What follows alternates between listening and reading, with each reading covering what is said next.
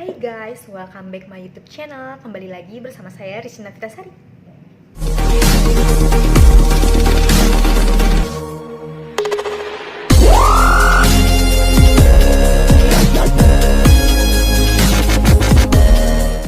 Pada video kali ini, saya akan membuat uji asumsi klasik dan normalitas dengan menggunakan software SPSS. Oke, kita lanjut saja untuk melihat videonya. Sebelum melakukan uji asumsi klasik dan normalitas, di sini saya ingin menjelaskan tujuan uji asumsi klasik. Tujuan uji asumsi klasik ini adalah untuk memberikan kepastian bahwa persamaan regresi yang didapatkan memiliki ketepatan dalam estimasi tidak bias dan konsisten.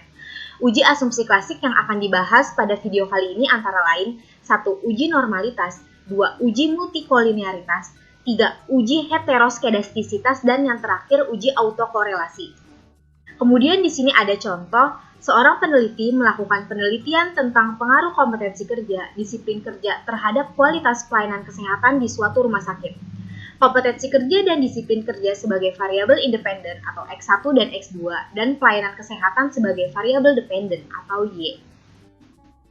Ini adalah contoh data yang sudah saya masukkan ke dalam Excel. Di sini saya menggunakan 30 sampel di mana terdapat kompetensi kerja sebagai X1, disiplin kerja sebagai X2, dan pelayanan kesehatan sebagai Y. Lalu kita ke aplikasi SPSS, ke variabel view. Untuk name kita ketik di sini X1, X2, dan Y.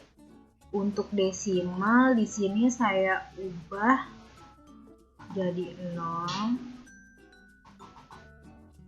0. Untuk label kita masukkan saja di sini kompetensi kerja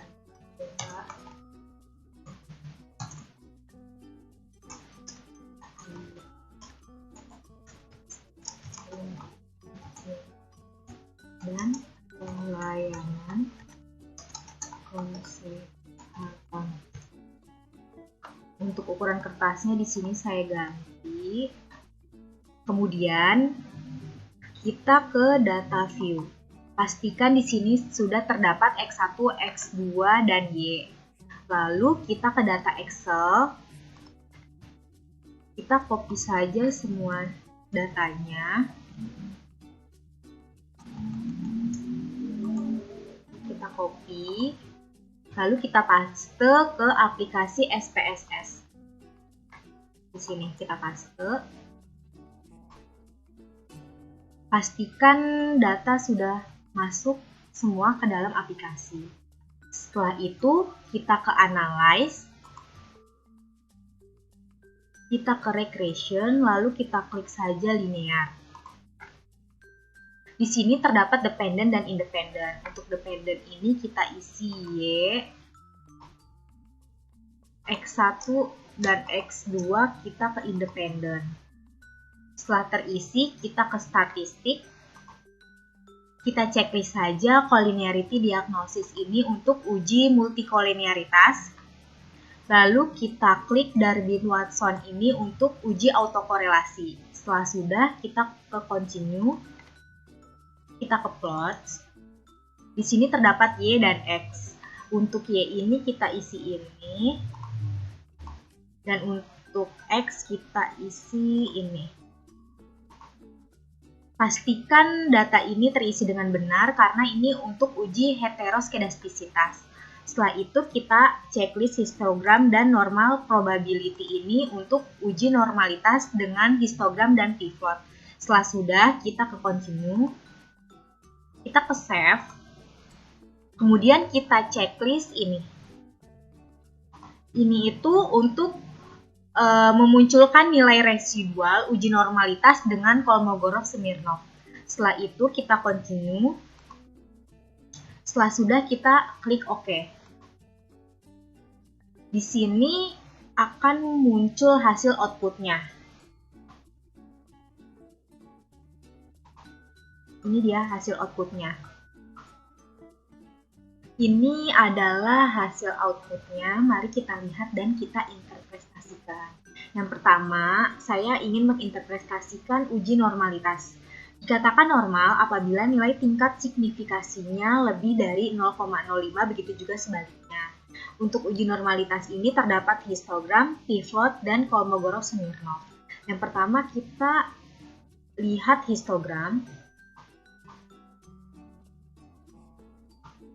Dapat dikatakan normal apabila berbentuk seperti ini.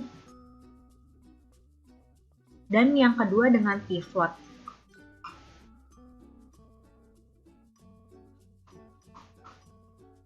Dengan p-float. Titik-titik menyebar sekitar garis dan mengikuti garis diagonal sehingga dapat dikatakan data tersebut berdistribusi normal. Di sini dapat kita lihat titik-titik mengikuti diagonal, berarti data ini berdistribusi normal. Dan yang terakhir ini, Kolmogorov-Smirnov ini dilakukan uji lagi. Pertama, kita ke aplikasi SPSS kita. Di sini terdapat res 1. Lalu kita ke Analyze. Kita ke Non-Parametric Test. Kolegensi. Ke One Sample Kolmogorov-Smirnov. Nah, kemudian kita klik aja ini ke sini, kita oke. Nah, ini dia hasil dari Kolmogorov-Smirnov.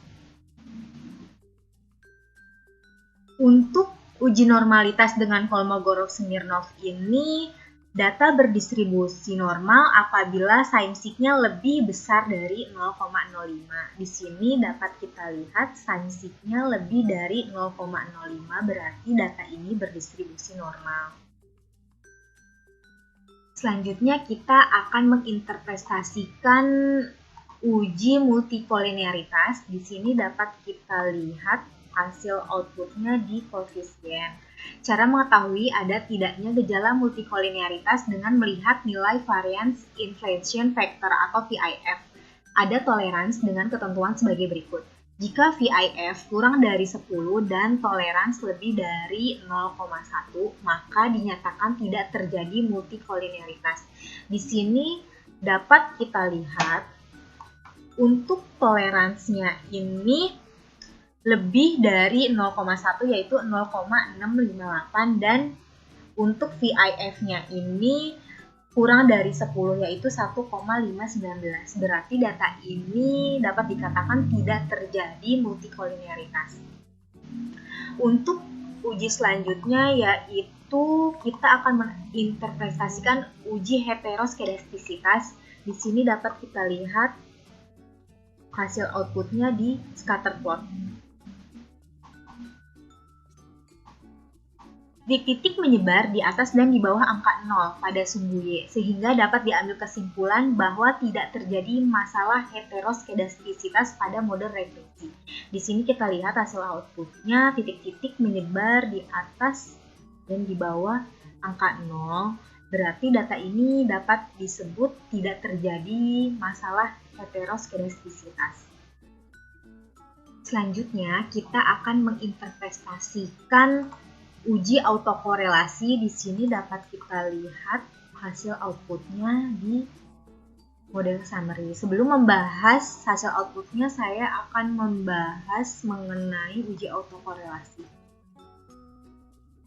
Untuk menguji apakah dalam model regresi linear ada korelasi antara kesalahan pengganggu pada periode T dengan kesalahan pada periode T-1 atau sebelumnya.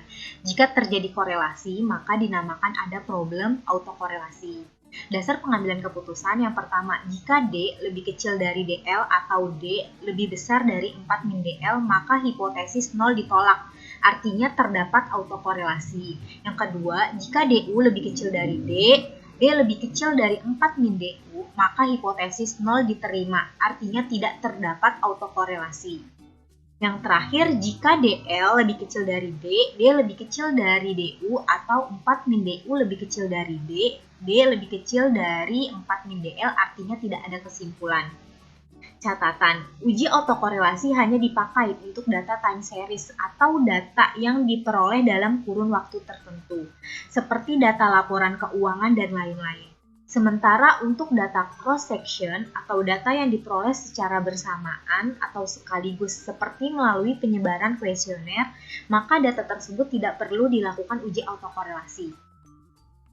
Di sini saya sudah memiliki catatan di mana N-nya ini adalah sampel yang saya gunakan itu 30, D-nya ini didapatkan dari model summary Darby-Watson ini 2,150, kita tulis aja di sini. DL dan DU-nya ini saya dapatkan dari tabel Darby-Watson yang dapat kita unduh di internet. Di sini saya sudah unduh, di mana sampel data saya adalah 30. Di sini terdapat K1, K2, K3, K4, dan K5 ini adalah variabel yang kita gunakan. Di sini saya menggunakan dua variabel yaitu X1 dan X2 di mana DL dan DU-nya adalah 1,2837 dan DU-nya 1,5666. Ini sudah saya tulis di catatan saya. DL dan DU-nya. Untuk 4 min DL ini kita hitung sendiri, yaitu 4 dikurang 1,2837 sama dengan 2,7163 dan 4 min DU-nya itu sama dengan 4 dikurang 1,5666 sama dengan 2,4334. Nah, data yang saya uji ini saya menginginkan hipotesis 0 diterima, artinya tidak terdapat autokorelasi. Di sini saya copy dan saya paste aja di sini, yaitu jika DU lebih kecil dari D.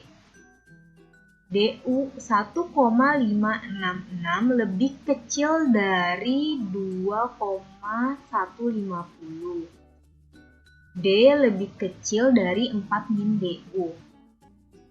2,150 lebih kecil dari 2,4334. Nah, ini udah benar kan? Berarti data yang saya uji ini tidak terdapat autokorelasi. Jadi, dapat diambil kesimpulan setelah saya melakukan uji asumsi klasik menggunakan uji normalitas dengan histogram, pivot, dan Kolmogorov-Smirnov ini data yang saya uji berdistribusi normal. Untuk uji multikolinearitas, data yang saya uji ini tidak terjadi multikolinearitas. Untuk uji heteroskedastisitas, data yang saya uji ini tidak terjadi heteroskedastisitas. Dan yang terakhir, untuk uji autokorelasi, data yang saya uji ini tidak terdapat autokorelasi. Oke guys, cukup sekian video dari saya. Semoga bermanfaat dan mudah dipahami. See you my next video. Bye-bye.